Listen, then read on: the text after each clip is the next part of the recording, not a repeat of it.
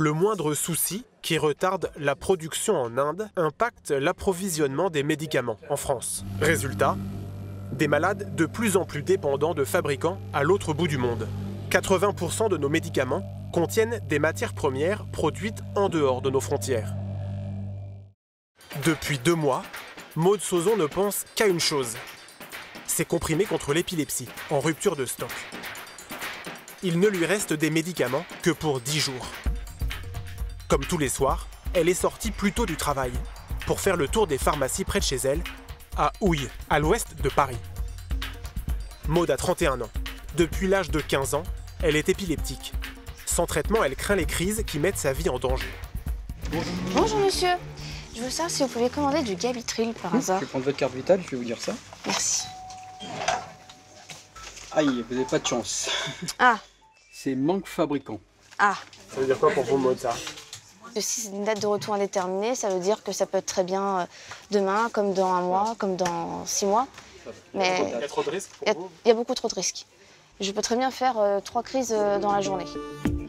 Des crises qui lui font peur à cause de leur violence. Trouver ces comprimés est donc devenu une obsession. Chez elle, Maud se précipite sur le site de l'Agence nationale du médicament, où elle peut voir si son traitement est toujours en pénurie. Gabitril, rupture de stock. C'est quand même super angoissant d'avoir ce type de maladie. Il faut le dire. Tous les matins, vous pouvez vous lever et vous vous dites « Bon, qu'est-ce qui va m'arriver aujourd'hui? Est-ce que je vais avoir une crise ?» Si en plus vous rajoutez au quotidien de ces personnes-là un risque qu'il y ait une rupture de traitement alors qu'elles en prennent peut-être 3 ou même un seul, imaginez un peu le double effet que ça provoque. C'est un enchaînement sans fin. En plus, c'est quand même un produit de santé, c'est pas comme on appelle un produit de consommation. C'est pour ma santé, c'est pour que je puisse vivre. Donc on me doit de me dire pourquoi demain je risque de mourir. Parce que typiquement, vous pouvez mourir de l'épilepsie. Hein.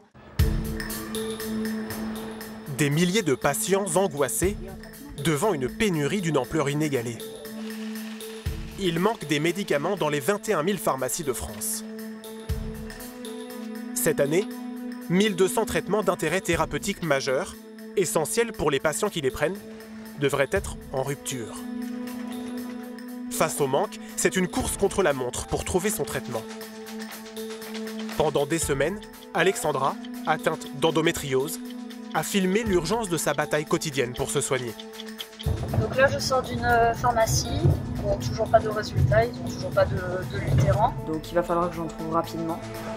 Où sont passés nos médicaments? Au Brésil, en Inde ou en Chine? La hausse du niveau de vie a provoqué une explosion de la demande mondiale. Les laboratoires en fabriquent-ils assez? Le système d'approvisionnement est-il à bout de souffle? Je suis pas magicienne, je fabrique pas des boîtes. Donc si je suis pas livrée, je peux pas livrer le pharmacien. Au bout de la chaîne, des pharmaciens sous pression. Les pénuries de médicaments? Je pense que là, depuis 2 ans, on est en train de pleurer. Les pharmacies pleurent. Pourquoi la France n'est-elle plus capable de fournir certains médicaments à des milliers de malades? Pharmacie Lagarde, bonjour. Oui, bonjour madame, excusez-moi de vous déranger. Je vous appelais pour savoir si vous aviez du Luthéran. Je crois que c'est encore manquant, ça. Pharmacie du Castella, bonjour et bienvenue, nous allons vous répondre. Je vous appelais pour savoir si vous aviez du Luthéran. Non, c'est toujours en rupture. Luthéran? Oui, Luthéran. Pas le générique, hein. Je crois que c'est manquant.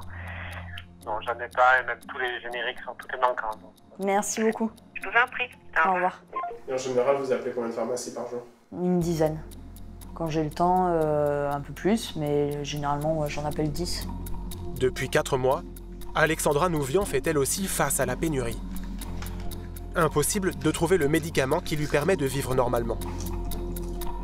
À 22 ans, elle souffre d'endométriose, une maladie liée au cycle menstruel. Il ne lui reste que 8 comprimés. Alors elle se rationne et ressent à nouveau des douleurs intenses. Quand j'ai des crises, je peux plus bouger, recroqueviller sur moi-même. Je pleure pour rien.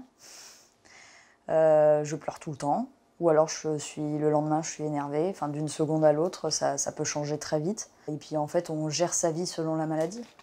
Après avoir essayé de nombreux traitements, Alexandra a fini par trouver le seul qui lui fait de l'effet, le Luthéran. Elle n'a aucune alternative. En tout, j'ai pris une quinzaine de traitements en bientôt 6 ans. Voilà. Où les traitements ne fonctionnaient pas parce que trop de douleurs, trop de saignements, trop d'effets secondaires aussi. Et du coup, au bout d'une quinzaine, j'ai réussi à trouver le Luthéran, qui me convient assez bien, on va dire. Avec son médicament, Alexandra avait une vie presque normale. Elle s'était même lancée dans l'immobilier. T'as eu Guillaume pour le diagnostic? Avec Grégory, son conjoint. Ce matin, il a tout envoyé au notaire tout à l'heure. Ouais, d'accord. Depuis le début de la pénurie, il y a 4 mois, elle ne travaille plus que par intermittence. Tout ce qui manque au niveau du règlement de copropriété. Ça y est, c'est fait. Comment ça se ressent pour vous au quotidien, dans le boulot, à la maison? C'est quand elle n'a pas ses médicaments, qu'elle n'est pas bien, du coup il y a des rendez-vous qu'elle ne peut pas faire. D'aller jusqu'à la pharmacie quand elle n'est pas bien, elle est coupée en deux. Il y a le côté le moral aussi, ça joue sur le moral. Ah, ça joue énormément sur le moral. Et puis, moi je suis quelqu'un qui est assez battant, mais de l'avoir pas bien pendant 3-4 jours, se poser des questions, être tout le temps en réflexion, ça joue sur le mien aussi. Donc heureusement qu'on s'entend bien, parce que ça pourrait créer des tensions dans le couple assez fortes, quoi. C'est compliqué. Alors déjà, vous vous dites s'il y a la maladie, et en plus, en France, aujourd'hui, on arrive à pas avoir de médicaments. Ça me paraît complètement fou. Un quotidien bouleversé qu'Alexandra a filmé pour nous. Le journal intime d'une patiente à la recherche de son traitement. Je viens de compter le nombre de comprimés qui me restaient. Donc il me reste 8 pilules. 8 pilules, pour moi, ça me fait à peu près 6 jours. Il reste 6 jours à mon conjoint et à ma famille et mes parents pour m'aider à trouver de nouvelles boîtes. Pour éviter d'être malade, tout simplement. Ça devient assez stressant, c'est un peu une course contre la montre. Donc là, je sors d'une pharmacie. Bon, toujours pas de résultats, ils ont toujours pas de Luthéran. C'est vrai que j'ai toujours le compteur du nombre de pilules qui me restent dans la tête. Et puis en plus de ça, je sais que je suis pas la seule à en chercher, donc il faut être le plus rapide.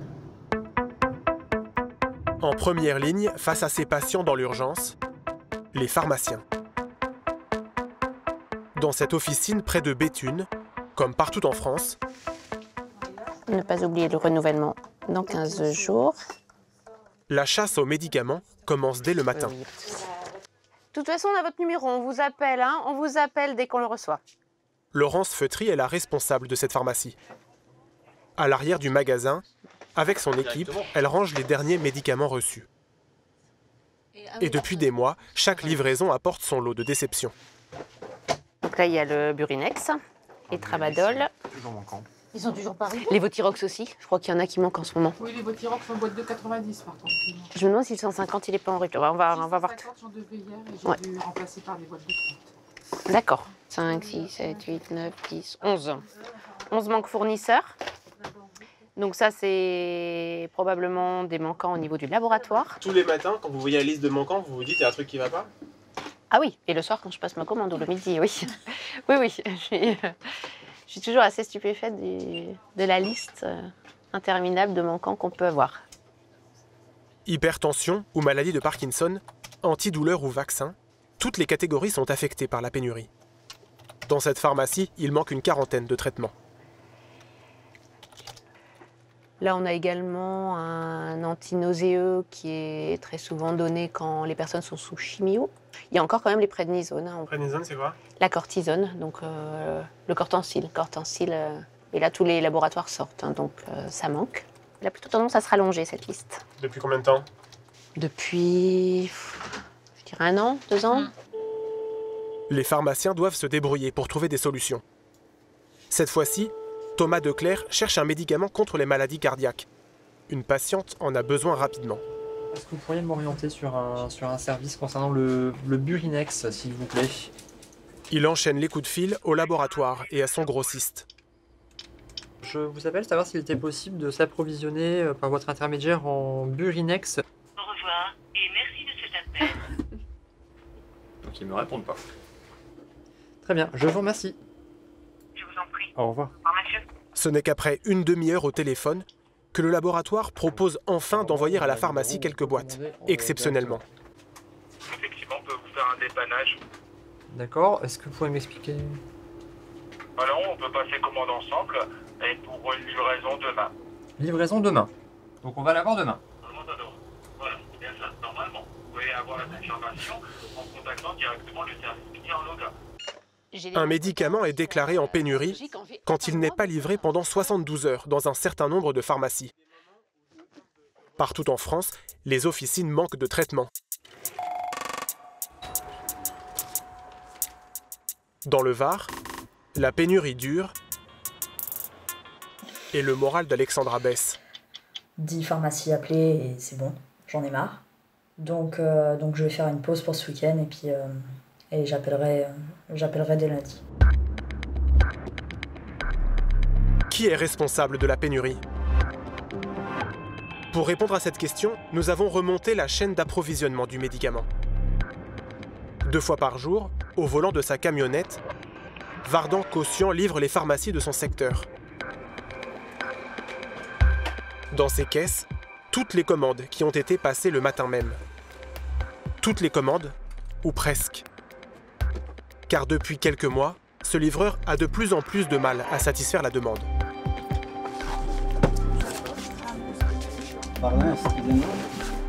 L'entreprise pour laquelle il travaille est ce qu'on appelle un grossiste en médicaments.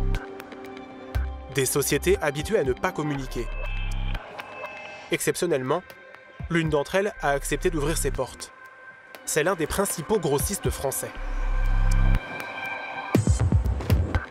Dans ce hangar de banlieue parisienne, des médicaments arrivent chaque jour par milliers. Ils ont été achetés au laboratoire. Si les médicaments manquent ici, ils manqueront dans les 700 pharmacies dont ce grossiste a la charge. Ça va Alain, tout se passe bien? Ça va. Ce matin, Isabelle Venet, la pharmacienne responsable, s'inquiète. Les pénuries affectent tous les médicaments qu'elle a dans son catalogue. Tous ceux-là sont honorés, sauf celui-là, qui reste à livrer. On avait commandé 200 boîtes d'un médicament et dans cette commande-là, on a reçu 0 boîte. Ah oui, d'accord. Et donc là, quand il y a marqué reste à livrer, on sait quand ça va venir? Tout dépendra du labo et il est probable que dans notre prochaine commande, on n'ait pas forcément le produit dans notre livraison. Mais ça, on ne le sait pas en amont. Pour éviter les pénuries, la loi oblige les grossistes à avoir dans leur stock 90% des médicaments qui peuvent être prescrits en France. Ils doivent aussi avoir des réserves suffisantes pour approvisionner les pharmaciens pendant 15 jours. Des obligations de moins en moins tenables. Je fabrique pas, je fais pas de magie, comme je dis souvent. Si j'ai pas la marchandise, je peux pas la mettre en stock et donc je peux pas approvisionner les pharmaciens.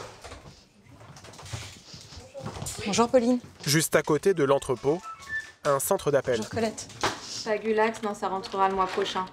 Non, ils sont pas rentrés encore, ils sont quota. Pas avant début du mois prochain. Des opératrices tentent d'y trouver des solutions pour les pharmacies clientes en rupture de stock. Je vais pouvoir en dépanner un peu, je peux mettre 5 boîtes pour demain matin du coup. Je l'ai chez Teva si vous voulez. Je mets combien de chaque? Elle cherche des équivalents aux médicaments manquants. 300 mg, boîte de 90. En 20, non, j'aurais pas, j'aurais qu'en 5. Ça, c'est manquant aussi, c'est manque fournisseur. Elle leur propose la même molécule chez une autre marque ou un générique. Alors, j'aurais Cortencil 1 mg, donc en princeps. Ça, je peux vous dépanner de 4 boîtes. Mais parfois, il n'y a pas de solution. Soit parce qu'il n'existe pas d'équivalent, soit parce que le patient ne supporte qu'une seule marque de médicaments. Comme le Luthéran d'Alexandra, toujours en pénurie. J'aimerais bien savoir en fait tout simplement qu'est-ce que font les laboratoires pharmaceutiques. Où est-ce que vont les médicaments? Ou tout simplement, est-ce qu'ils ont arrêté la production? Je sais pas du tout. Mais j'aimerais bien avoir des réponses à mes questions parce que c'est quelque chose qui m'énerve et j'arrive pas à le comprendre. Nous avons demandé à Sanofi, qui produit le médicament d'Alexandra, pourquoi son traitement est introuvable. La firme ne nous a pas répondu. Quelle est la responsabilité des laboratoires dans cette pénurie nationale? Produisent-ils assez? Visiblement non.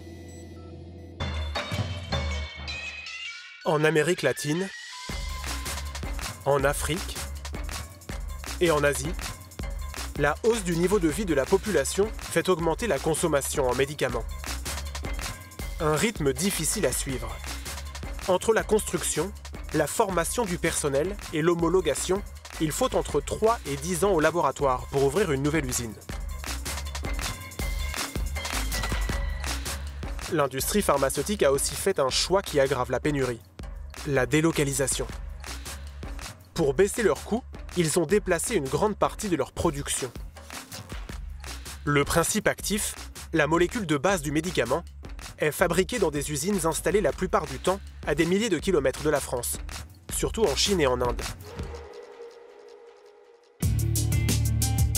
Un bouleversement fondamental à l'œuvre depuis 30 ans, dont l'Inde est l'un des acteurs principaux. Ici, les laboratoires du monde entier sont venus profiter d'une haute technologie qui coûterait, selon les représentants du secteur, moitié moins cher qu'en Europe. Nous avons pris la route avec un vétéran de l'industrie pharmaceutique indienne.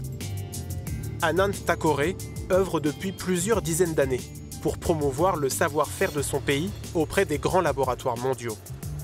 Il est le seul à avoir accepté de nous ouvrir les portes de son usine, à 200 km au nord de Bombay. On fait le tour de l'usine? Il a rendez-vous avec le directeur du site pour faire le point sur la production de beclométhasone, un corticoïde généralement utilisé contre l'asthme. Je pense que nous sommes le plus grand fournisseur de beclométhasone d'Inde, aussi bien pour le marché national qu'à l'exportation. On a plus de 70% de part de marché. Oui, et notre qualité est vraiment bonne pour la beclométhasone. Et nous avons de très bons résultats. Je pense qu'on peut le considérer comme un de nos produits phares. Dans ces grandes cuves sous pression sont fabriqués des principes actifs pour des stéroïdes et des corticoïdes qui permettent de lutter contre les inflammations des articulations ou contre les allergies. Cette usine vend ses molécules à bas prix aux laboratoires pharmaceutiques du monde entier.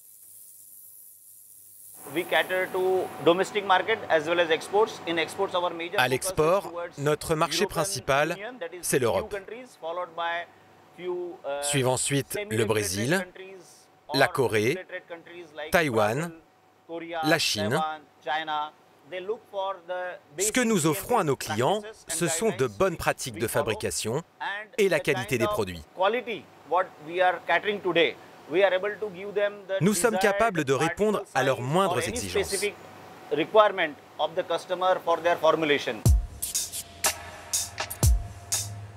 Séduites par une main-d'œuvre qualifiée et des coûts peu élevés, les entreprises pharmaceutiques sont venues en masse à Bombay.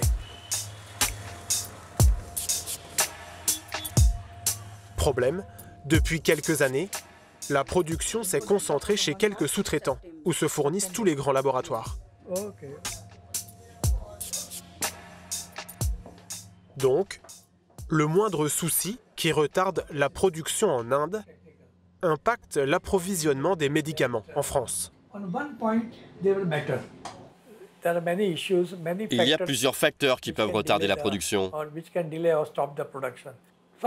Les laboratoires se fournissent ici en Inde, mais nous dépendons de la matière première chinoise. Si les Chinois nous disent « on n'a pas ce produit », alors la production indienne baisse immédiatement.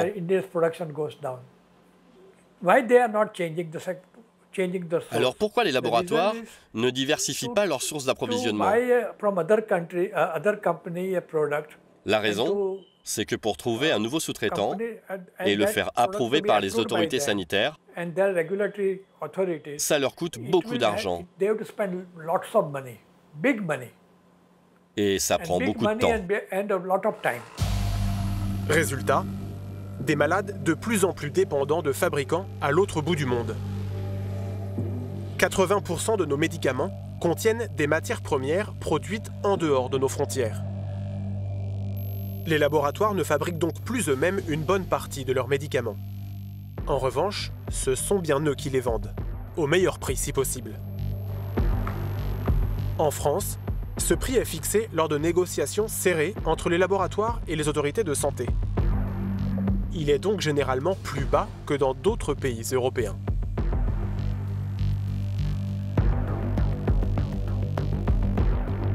Lorsqu'un médicament vient à manquer, les fabricants préfèrent alors vendre ce qu'il leur reste dans des pays où la marchandise est achetée plus cher.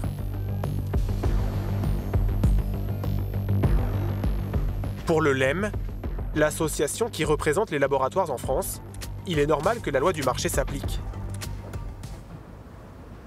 C'est assez frappant, je vous prends l'exemple des corticoïdes. Vous avez un rapport d'1 à 2 entre une boîte de corticoïdes en France qui coûte, selon les produits, quelques euros, et qui est vendu 2 fois plus cher en Allemagne.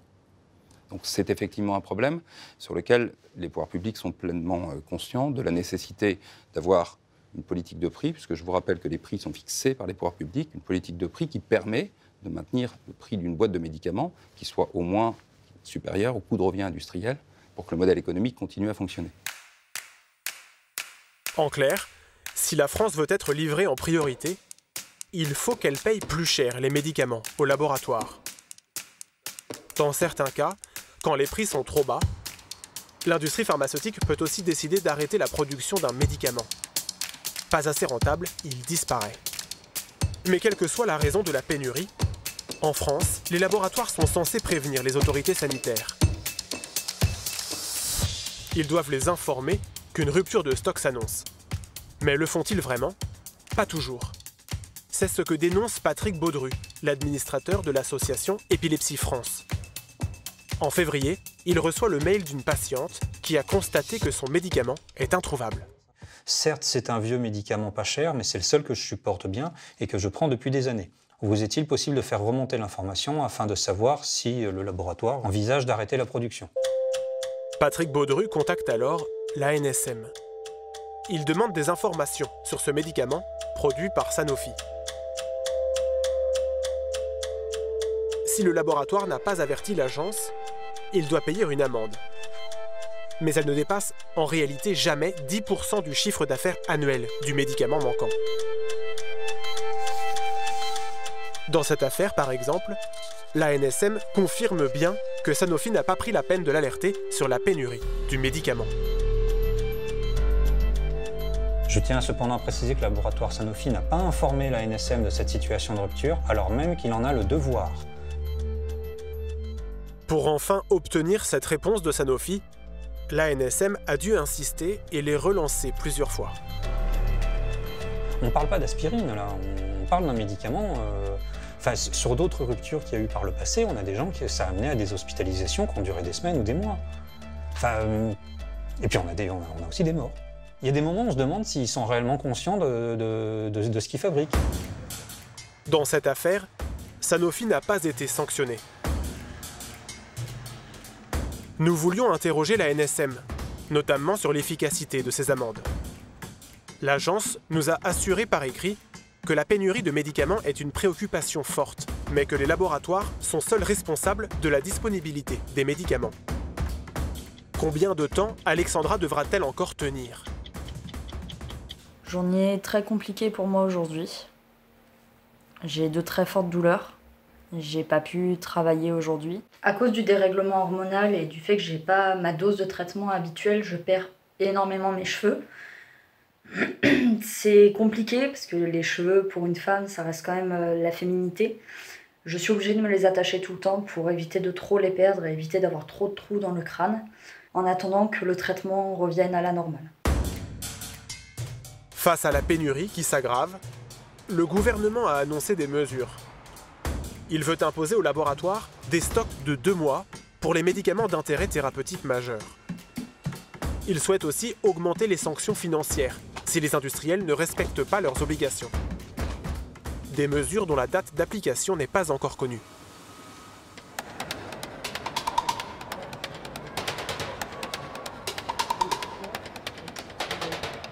La pénurie est telle qu'elle menace aussi le cœur du système de santé, l'hôpital et ses milliers de malades. Tous les hôpitaux sont touchés.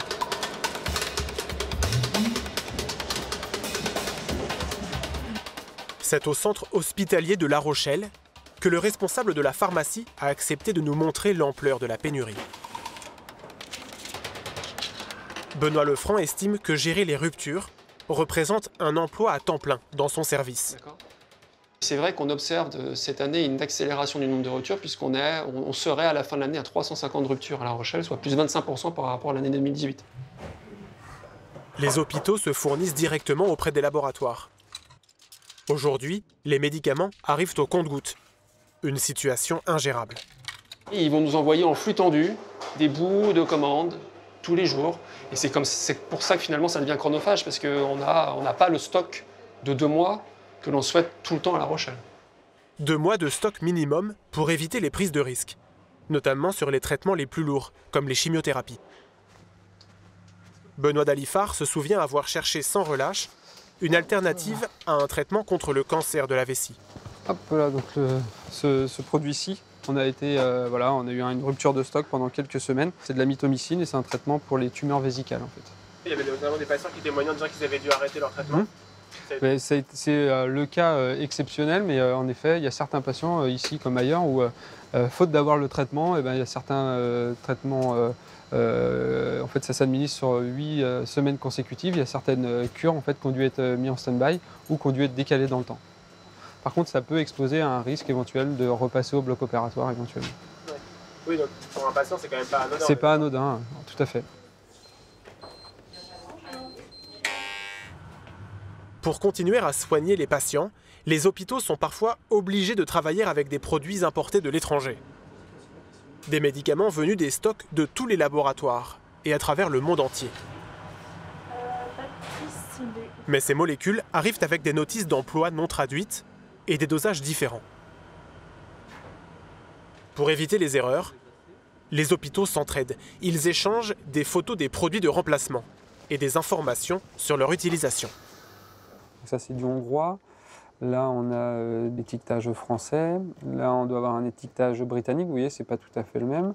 Là, on est sur un produit polonais. Et là, on a un néerlandais. Vous parlez néerlandais, vous? Ben non, c'est bien le problème, en fait. Le cas particulier qui nous est arrivé exceptionnellement, c'est un produit d'importation japonaise, un produit de l'étoposide qui est utilisé entre autres dans le cancer du poumon. Donc ça nous a mis un peu dans l'embarras pour fabriquer une chimiothérapie. Le système D s'applique désormais au quotidien dans les hôpitaux. De son côté, face à la pénurie, Alexandra se débrouille avec l'aide de ses proches pour enfin gagner un peu de sursis. Donc là, mon père vient d'arriver. Il vient de me ramener les 2 boîtes de Luthéran qu'il a récupéré à Toulon dont j'avais besoin. Je devrais en avoir pour 20 jours avec ces 2 boîtes. Je vais quand même me rationner parce que je ne sais pas encore combien de temps va durer la pénurie. Donc c'est plutôt une bonne nouvelle, je suis assez contente pour aujourd'hui.